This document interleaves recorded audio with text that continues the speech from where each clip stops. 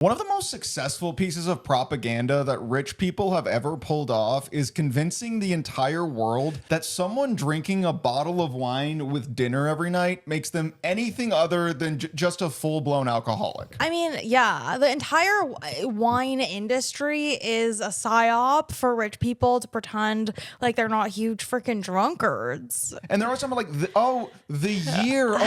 is the year, and it's this vineyard, and they're ignoring the fact that like the alcohol content, it's like 10%, isn't it? Aren't wines like wine? No, it's more than that. It's 15. It's 15%. It's like 30 proof. Yeah. No, it gets you really drunk. I mean, again, not to be all poor me, but I was raised by a wino. May he rest in peace. But yeah, and we'd spend our weekends going to wineries, and he would, dare I say, get trashed and hammered on wine. But because, you know, they're discussing tannins and undertones, and as Michael Scott would say, oaky afterbirths,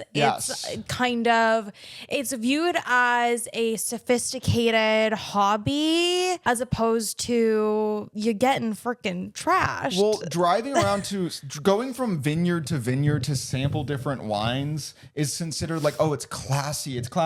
But like, if you heard of a guy who was like driving around town to like every 7-Eleven and trying a different malt liquor, you'd be like, oh, you're clearly a drunk. Yeah, if he was like tasting different 40s and he's like, vanilla, amber, or whatever. I don't know. That's probably what you'd say if you were drinking a perfume. Someone's like drinking a malt liquor at dinner, and you're like, man, are you really sure about that? And they're like, it's a 2023. It's a 2023. Dry aged. Yeah. Midnight Milkshake. Also, like a glass of wine at dinner every night is like you're getting drunk. Yeah. And well, you're drinking a lot. It's like you're drinking like 4 beers, alcohol. Yeah, from an alcohol percentage perspective, yeah, it is like you're drinking 4 beers. And if someone was drinking 4 beers with dinner every night, you'd be like, dude, are you okay? Well, famously, when I was in 2nd grade, we had a worksheet that we filled out that was basically where we learned about the acceptable amount of alcoholic drinks to have per night.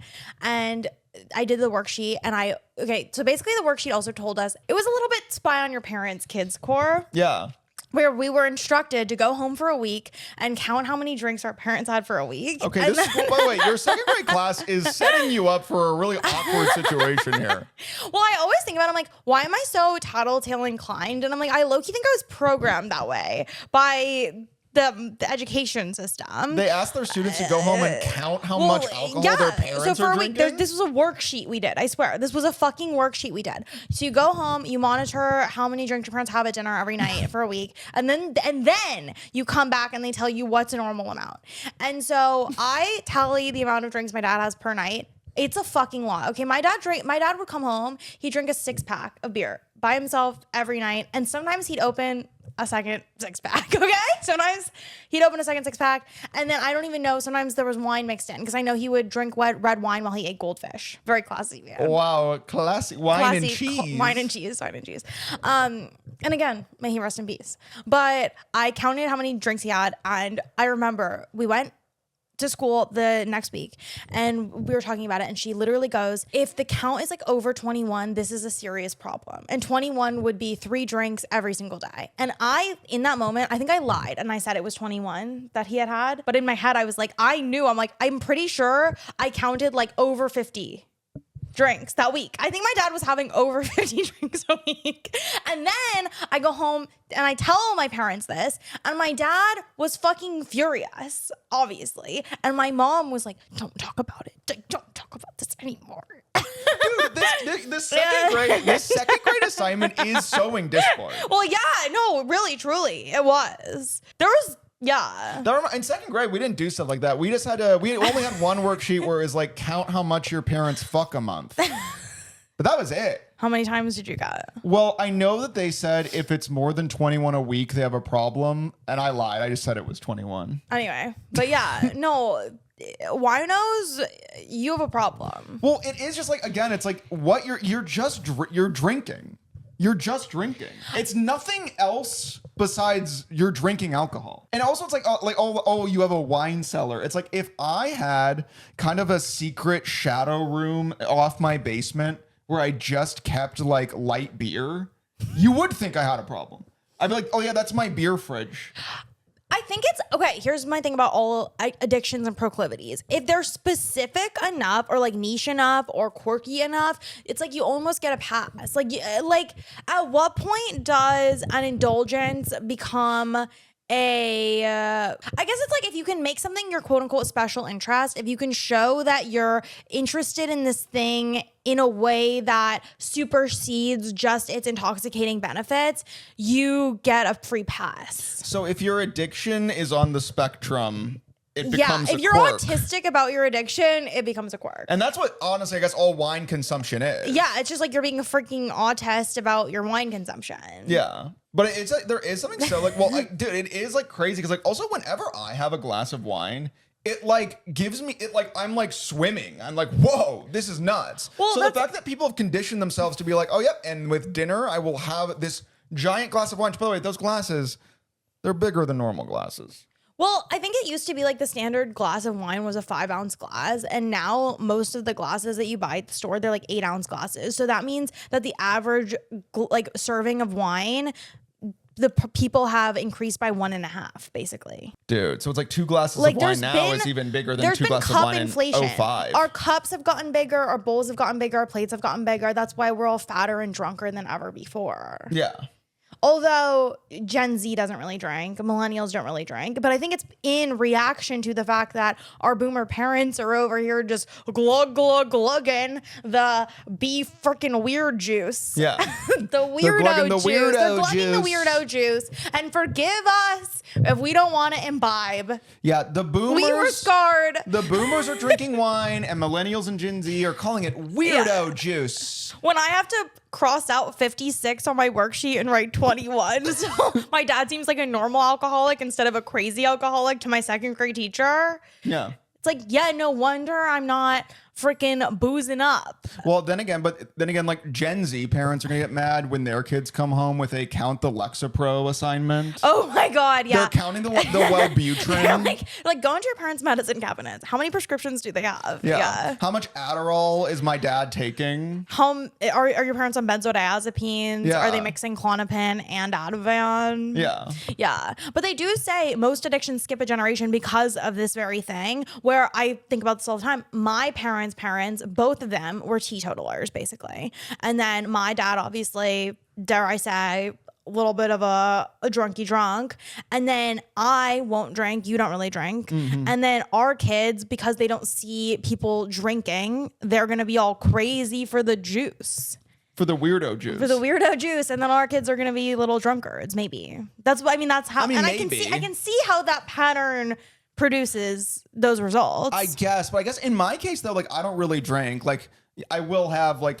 Again, I was about to say I'm like more of a social drinker, but that's actually like. But we don't socialize. But I don't I really always socialize. joke I'm a social drinker, but I don't socialize, so I am sober. We will go out to a nice restaurant, I would imagine once every 3 weeks, and Yeah. I will have a nice cocktail there. My parents also like didn't drink. So that's also like, it's not like I'm like reacting. Like my parents like really never drank. I've never seen my parents or heard of my parents drinking alcohol ever, which again, not in like a rude way or anything. They also weren't they would lose their temper, and sometimes like they would get mad, and it is crazy when like they would get mad because I'm just like, damn, this isn't like you're like drunk and in a rage or whatever. It's like this is you off like lemonade and 2% milk. There is kind of old school. Okay, that's actually really interesting to me, because maybe people who are in touch with their emotions don't need, dare I say, the sauce to like let it out. But like my dad, truly, from the bottom of my heart, different person, night and day, sober, not sober. Yeah. Like we would get along like totally fine. Literally, I just remember if I wanted to hang out with him, it had to be in the morning. Like I literally remember this so clearly. Like I sometimes would get up early because I knew he would be acting normal, or if I needed to ask him a question, if I needed to ask him for a favor, if I needed to ask him anything, I literally had to do it before he came home from work. And this is because you didn't know anything about fine wine, so you weren't a connoisseur, so you couldn't have intellectually stimulated conversations with him. And this is because I lacked sommelier experience. Yeah. And so we just couldn't really connect after the hour of 6 p.m. But it's truly, he was just a different person. Like, and so I wonder too if it's like that's part of why he needed the drink, is he didn't know how to like be his true self not on the sauce. I don't know. Well, how to regulate emotions. Right. Well, generally speaking, I think upper middle class and upper class people, because I do think that's where kind of this idea that like wine doesn't count as anything came from. I think they have a hard time regulating their emotions because all their material needs are in theory met. Right. Do you know what I mean? Where it's like, if you're like, I don't know, if you're like a working class person and you're really stressed at the end of the day, that stress doesn't really create additional anxiety for you because you're like, well, I know where this is from. My work sucks. I don't get paid enough money. This blows. Let me drink a beer. Whereas if you like work in tech and you're doing well financially, and at the end of the day, you have existential dread, what do you do with that? Because you can't say it's because like you're struggling to pay the mortgage or whatever. It is purely just like an emotional regulation thing. So it makes sense that you would, build an alcohol cellar off your basement. No, I think that's true. There's a level of cognitive dissonance between like, I should be happy. My life is good. I make a lot of money. And yet I feel empty and hollow inside. But I know that I can't just like down, shots because that seems like it wouldn't go along with, what I'm cultivating here. So I have to pretend like I have some sort of fancy hobby. Yeah, that's very true. I think it's like, it's a way to abuse substances that is in line and aligns with the rich, sophisticated identity you've cultivated for yourself. And my dad wouldn't drink alcohol, but he would go and play like adult rec league soccer, which, I mean, not to just like gas up my dad, sorry, but I feel like that's the way to go. No, that's a great outlet. That being said, I bet there are people at adult rec league soccer who are like drinking beforehand, who are pre-gaming adult rec league soccer, would be my guess. I mean, maybe. Or post-gaming. You'd love to think that, wouldn't you? Why would I love to think that? Maybe they're because you can't stand that it's just like a bunch of people who've cracked the code. Maybe. Yeah. But I don't know. It's like my parents were athletic. My parents like did sports. It's still at the end of the day, my dad needed 56 drinks a week. Yeah. And again, the fact that the only reason I know that is because it was a second grade assignment. Yeah. It's like, and I truly do think too, like my parents saw me as this like tattletale little cop, but it's like that's what school was teaching me. School was teaching me to be a cop, and I begged to be homeschooled. By the way, I begged to be homeschooled. Y'all said no. I came home and said, Dad has actually triple the amount of drinks that a normal alcoholic has per week, and they said, shut the fuck up. Anyway. You begged to be homeschooled? I did. I really wanted to be homeschooled because I thought I was being bullied for racism. But then I told you this. A year later, another half Asian girl came to school and she was super popular. And I was like, well, there goes that theory. Damn. Yeah. So you were like, they hate me because I'm Asian, and then another Asian girl moved in who everyone was literally like they love. So you're like, it literally must be my personality. Yeah, but I didn't have proof that it wasn't racism until she came. So I transferred to the school in second grade. I'd come from a school that was very diverse, at least for my kind of race. So it was like an Asian white school, mostly in the Bay Area. Went to San Diego, like 95% white school. I was like, oh, y'all must not like me because you're racist. Completely debunked the next year when a girl of my identical racial makeup came in and freaking was crushing. Damn, that's brutal. I mean, yeah. Well, I guess it's kind of a good news, bad news situation. Right, the good news is you're not in a hive of racists. Yes. The bad news is you're in a hive of kind of people who with, don't like me. Yeah, with great politics and sound moral character, right. who have judged you poorly. They were all Republicans. It was a very Republican community. But how old were they? 8, but but there were a lot of people who really were taking on their parents' values. Yeah. 8-year-olds for Romney. 8-year-olds for Bush. That's right. It would be 2000s to 04. Yeah. 8-year-olds for Bush. And when John Kerry didn't win. But that being said, there were also, a couple Democrats mixed in. The teachers were all Democrats. That's the classic. Well, that's the classic breakdown of California school, or really school in general. It's like the parents are all Republican and the teachers are all Dems. I'm pretty sure 04 election day, all the 4th grade teachers, all women, like cried together. And I'm like, that you don't even know what's coming with Trump. Dude, you have no clue. When Trump got elected in the year 2016 on my liberal arts college campus, a lot of teachers literally canceled their classes. And every class I did go to that day, the teachers were sobbing, going, I didn't know we lived in a country like this. Trump is just like my dad. He's like, I can't believe this. That was literally every teacher in every class that I went to at my liberal arts college in 2016 on Well, that election was day. a very common thing. I would hear that where it's like people were mad. They're like, Trump's just like my dad. And I'm like, not to be rude, but like, I highly doubt that. I highly doubt Trump that. is a very specific gentleman. He's not a gentleman, but he's a very specific type Trump of famously guy. sober. You've got, which again, this is off like Diet Coke. Yeah, he's like that off McDonald's and Diet Coke, Hot damn. which is also my diet. Yeah. So in that way, I really respect Trump because we eat the same food and drink. People are like, he's so unhealthy. I'm like, don't look over here. You know? Anyway. Dude, I never understood the wanting to be homeschooled thing because again, I was happy to be at school because that was the only time I was around people my own age. But I guess here's the thing. You're from a walkable community and I was from Missouri. Like literally I was at the end of a gravel road. I mean, it was in like a suburb, but the road was just gravel. So it's like, I wasn't like around people my own age I could hang out with. The only time I had any sort of socialization was at school. So I was excited for school, but you were in a walkable community. Maybe that changes. No, in San Diego, I wasn't in a walkable community. Like in Palo Alto, yes. Like I had kids that I played with in the neighborhood. But like in San Diego, we moved. The reason why I wanted to be homeschooled is because people weren't very nice to me at school until I made friends with this one girl who her and her mom ended up icing and dogging me. Icing and dogging me because we were a little group of 3. Her mom, her, me. How old were you? I got iced and dogged 7. Oh, you were 7 years old. You were friends with another 7-year-old, and you're saying that this other 7-year-old and that 7-year-old's mom ganged up on you to ice and dog you. It's true. I know it sounds crazy, but It does sound crazy. I know, but it happened. It sounds crazy. And I think about them every day. You can't think about them every day. But it's really interesting because I wanted to be homeschooled until I met this girl. And it was very Regina George core. Like where I was like, oh, I don't have any friends. And then this girl was like, hey, what's up? And she had all the coolest clothing. And we became really close. She introduced me to my dance studio. And that's where it was revealed that I was better at dancing than her. I made the competition team at the dance studio. She didn't. Her mom got mad and I got iced and dogged. And the rest is history. What does iced and dogged mean in this scenario? How does a 7-year-old dancer get iced and dogged? They told all the other moms. Well, first of all, she stopped going to that dance studio. But then they told all the other moms in the 2nd grade class that like I was a evil child. And then no one came to my birthday party. No one came to your birthday? Yeah. Which birthday? My 2nd grade birthday. Damn. Yeah. Was this the one where your mom made you invite everybody?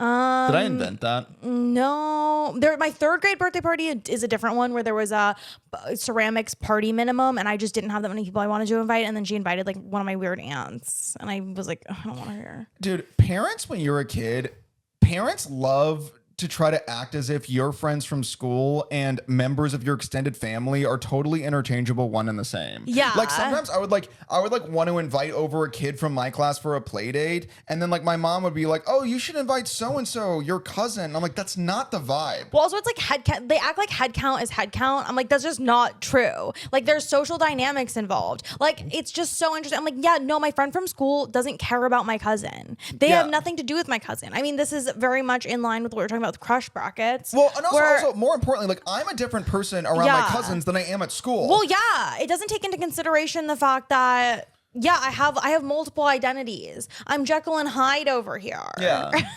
Well, I can be one way with my cousins, but then also I'm trying to cultivate a personality. So like it doesn't work that way. I'm trying to build my school brand and you're trying to get my cousin over here. Are you kidding me right now? My family brand and my who I am with my school friends brand is different.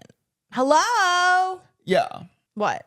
No, I completely agree. I mean, that was just what I was thinking of. That's another thing too. It's like, dude, there is an age. Okay, first of all, there is an age where like you're friends with anyone your exact same age no matter what. Yes. So that does That's exist. the only I'm prerequisite is like we're the same age. True. But you do cross over. I would say like 2nd and 3rd grade is when you cross over to where like, no man, like I actually have a strata and a depth chart of who I want to hang out with. And a lot of times like people from school, because like, again, my parents would be like, hang out with my coworker's son. Oh my God. No. I found that so stressful when you'd go to a company party, like your dad's company party, and there would be a kid similar in age to you that was like one of their coworkers' kids, and you had to be like friendly to them, but like you didn't really jive with them that much.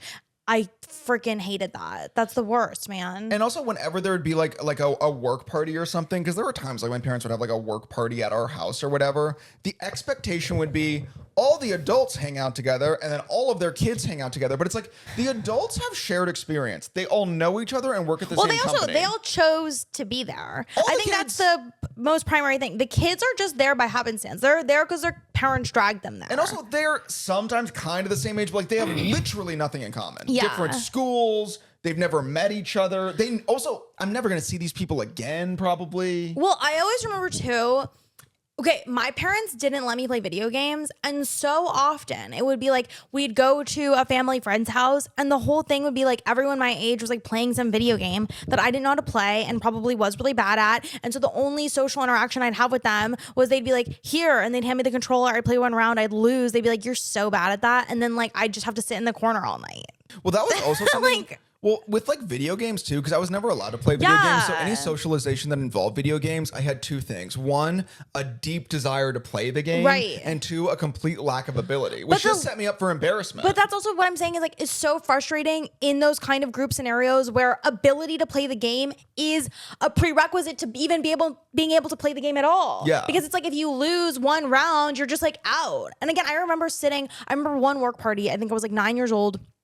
It was one of my dad's companies were all in like the back house. Like they had a back house, and the kids of the guy whose house it was were running like kind of like almost a gaming tournament. And it was like early on, I like sat down, I played for like literally 10 seconds, and then immediately lost because I didn't know how to use a controller. And then I truly remember sitting in a corner for like 7 hours while I waited to go home. Like truly. And that's just what it was, baby. Well, I remember one time we went to visit my uncle, and obviously my parents never let me play video games. Yeah. We went to visit my uncle, and he had like an Xbox at his house, and he had like Call of Duty on it.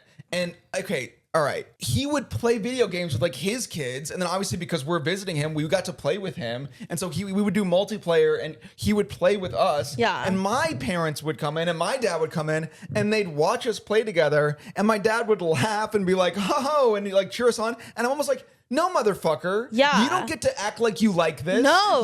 We know you me. don't. You banned us. You banned me. Oh my God. Also, my uncle and my cousin came to visit our house one time, and they brought with them Guitar Hero, and they take over our TV. Also, keep in mind at this point in time, I'm only allowed to watch my shows on weekends. I've like DVR'd a bunch of Hannah Montana for myself. I'm ready. I'm set up. I'm like, okay, I'm going to watch a bunch of Hannah Montana this weekend that I DVR'd.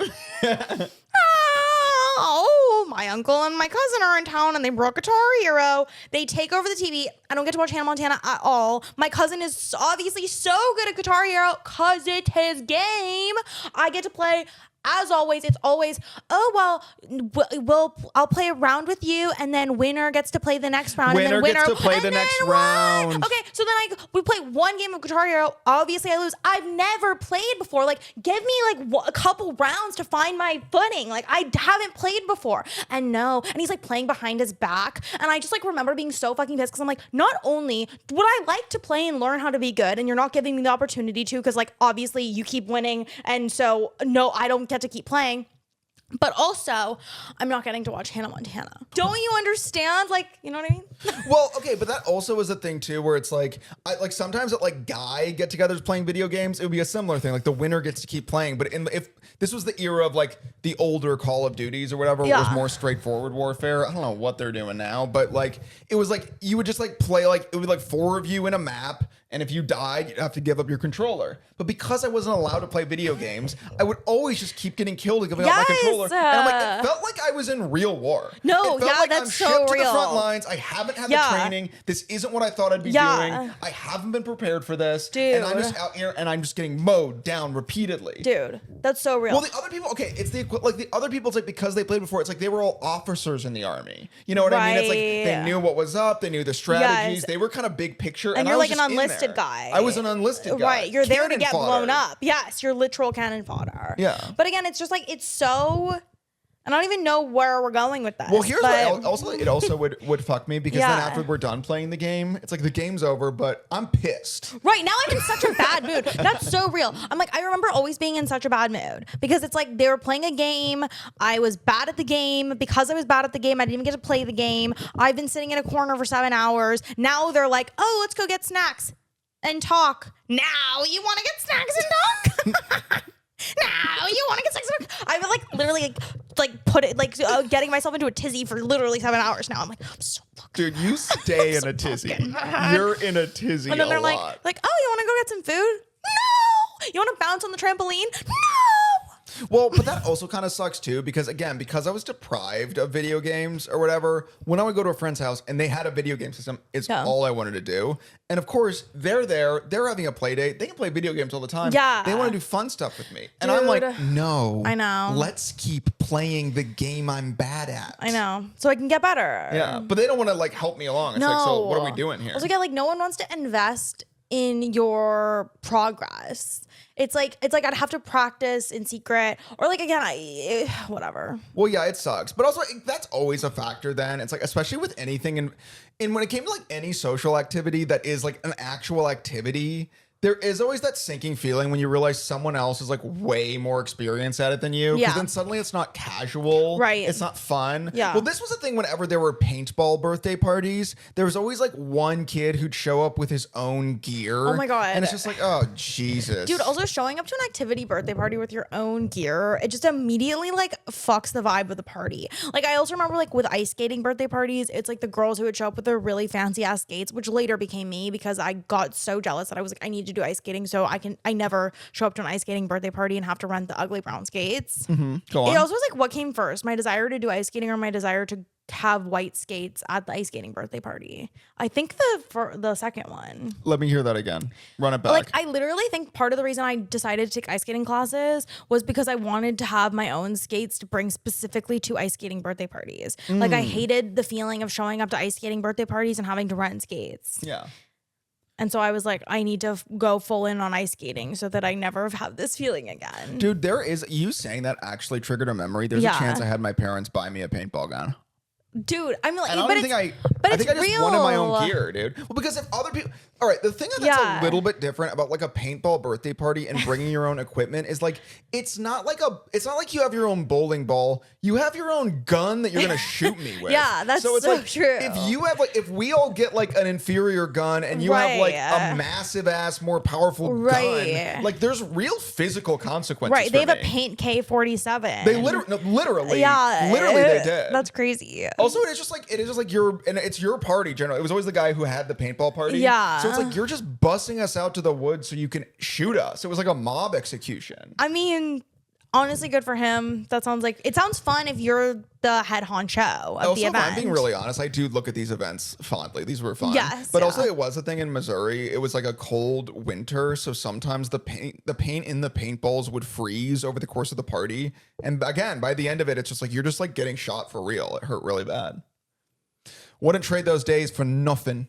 Not for nothing. Not for nothing. And those were the good old days. And those were the good old when you days. got hit with solid ice paint. There's a time-lapse couples trend on TikTok right now where couples who are happily together and in love are sharing a time-lapse of like them when they were both 16 and now 20 years later when they're both 36.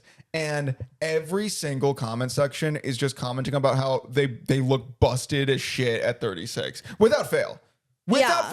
I don't think this trend has worked out for anyone. And to be clear, the people posting it, no, they're perfectly beautiful, happy people. Yeah. Like they're just trying to share sharing their their love. lives. Like they just think like, isn't it beautiful? We've been together for 20 years. Here was us 20 years ago. Here's us today. And everyone's like, wow, 20 years have been fucking bad to you guys. What the fuck happened? Y'all are fat and ugly now. Well, those are actually the good ones. You both are fat. And ugly. Because a lot of times it's there's just some like, mismatch. They pick one. They're like, girl, he's fat and ugly at 36. Yeah. And I'm kind of like, I read these comments and I'm like, all right, what do you want her to do? And you're perfect. What do you want her to do?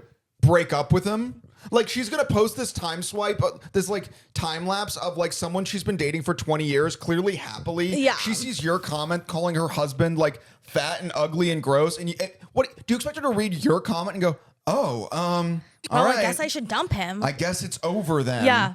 I do think also I always feel bad about situations like that where I'm like, these people aren't even trying to go viral. They're literally just trying to share their lives and just trying to be nice. And then they go viral because Of people are negative so hateful. feedback and like hateful, fatphobic, evil, ageist feedback. Yeah. I'm like, I do think there needs to be an internet where people can kind of like opt out of the smoke. where people can be Yes. like, this is a post that's just designed to be nice and for people I know to think is nice. But then it's also interesting because it's like, but also it's like you want the views. That's not my whole thing about posting anything on TikTok specifically. No, they don't want the views because these people, you go to their accounts and it's just like shaky footage of like them mowing their own backyard. Right. That doesn't even like, it's not even anything. I guess, It was okay. posted 2 years ago. That's my whole thing.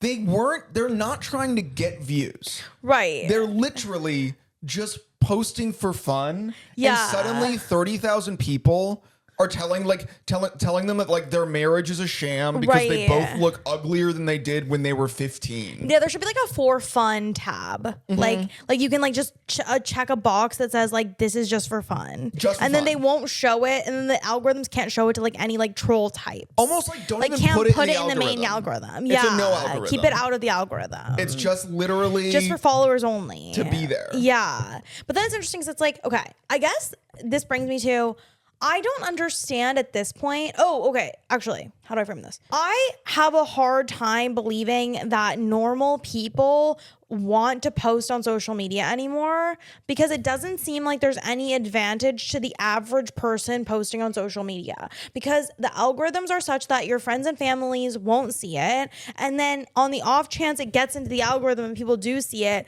it's hateful strangers. Yeah. So I'm kind of like, is social media somewhere normal people want to go to share their lives anymore? But the answer has to be yes, because people do post on social media, but I'm like, but what is in it for you? Like, I genuinely like obviously we're content creators. I post on social media, not for my friends and family. Let me be so clear.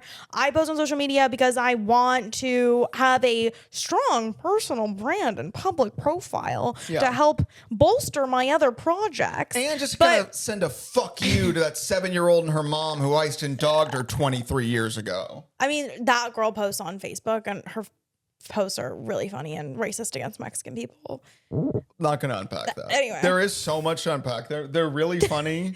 Well, they're funny in that, like, I'm like, wow, you're really racist against Mexican people. They're funny in that you're like, I'm it's like, crazy you've become this type of person. Yeah. But also, I guess it's not. Like, I'm not surprised. Yeah, you're not saying that you find the racism funny. But it's like, just okay, trying to navigate you through that a little bit. Yes. But it's just like, again, it's interesting to me because I'm like, what compels people to post on social media? What drives them? What motivates them?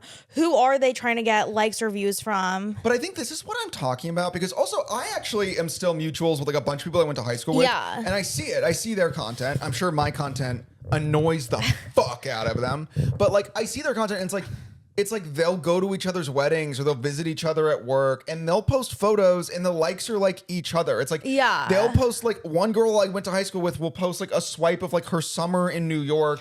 And then 5 other people I went to high school with liked it. And like their like is like, hey, I know you and I love to see you personally having fun in New York. Yeah.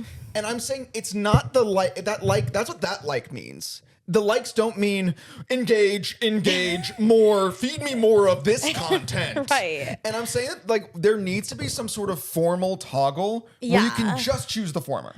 Right. And also, by the way, I would love to just choose the latter because I would prefer no one who's ever met me in real life to even see my content ever. Yes, no, same. I mean, I would love to be able to have a block every single person I personally have ever met button. Yes. And then show it to the rest of the fucking world. Well, dude, it is like we're coming up on the holidays. We're coming up on the holidays, and without fail, every member of my family is gonna like make some like vague reference to at least one piece of content I posted. Dude, okay, well, we always talk about this, but they love to reference the content but not admit that they watched it. So they'll just like quote a line from like a TikTok that you made like 8 months ago that like you have no idea what they're even talking about when they say it, and they act like you're crazy. It's like, no, I make like 4 videos a day, man. Yeah. Like, I don't know what you're quoting. Like, I have no idea. Can I have my water? Yeah. Or they'll make a reference as if they're like being sneaky, like I don't know it. Like I'll have like let's say I had a viral tweet about like I had a viral tweet about like breakup insurance. That was like the punchline. Breakup insurance. Go ahead and search it if you want to see the setup. I'll be at dinner and I'll be like, hey, can you pass me the mashed potatoes? And they'll be like, hey, are you sure you don't want me to pass you the breakup insurance? And I'm like, A, you're not giving me the mashed potatoes, so instant fail. But B, it's like, why are you saying it like it's like I'm not gonna know? You're referencing me. Well, we talk about this too. It's like people, your relatives act like what they saw on your social media was them reading your diary. Yeah. As if I didn't consciously post this to the internet knowing that anyone could see it. Yeah, they act As like they're if this getting wasn't inside info right, on like a you. public offering. I'm like, Yeah. I'm sharing this with hundreds of thousands of people. Yeah. Like, it's fine that you know. I mean, I don't I'd like prefer that that you know. didn't.